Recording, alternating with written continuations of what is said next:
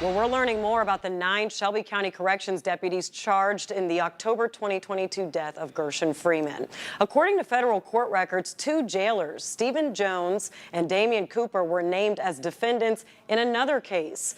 An inmate in the Shelby County Jail filed a lawsuit in 2021. He claimed the officers violated his civil rights. Now, both sides settled out of court in March of this year, meaning the lawsuit was still pending at the time of Gershun Freeman's death back in October of 2022.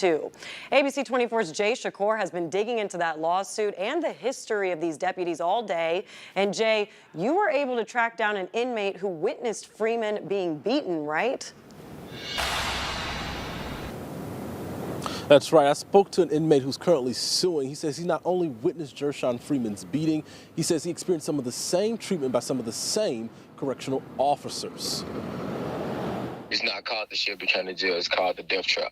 My experience in the death trap, I'm still affected by it today. This former pretrial inmate says though he's released, he still fears for his safety. Duke claims in October of 2022, he saw firsthand what much of Memphis saw later through released surveillance video, the beating of Gershun Freeman. I did a year there.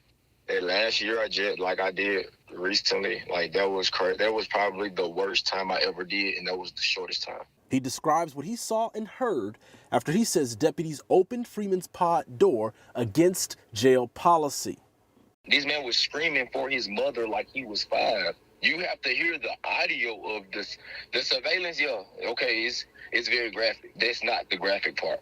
The graphic part is what we hear, what I never can unhear, sir. Where I go to sleep and have to jump out my sleep every day at 3 o'clock. This inmate's claims are not too different from another inmate's, Elvis Hester, who filed and settled a lawsuit in 2021.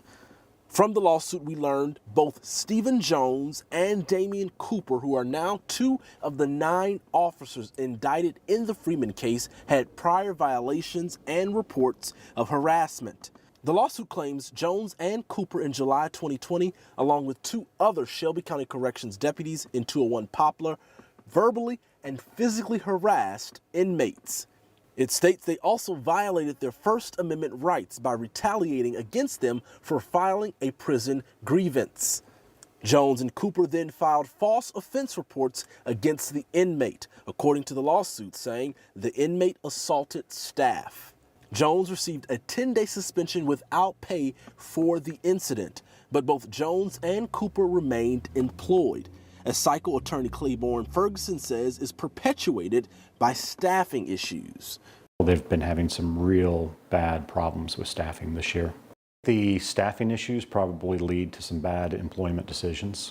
As he and Freeman's case proceeds, Duke hopes for justice and systemic change. And I showed them their policy set forth by the same person trying to run for mayor. And they told me his words don't matter. You're going to be in suicide next. You're going to be like Gershun Freeman if I don't stop making grievances.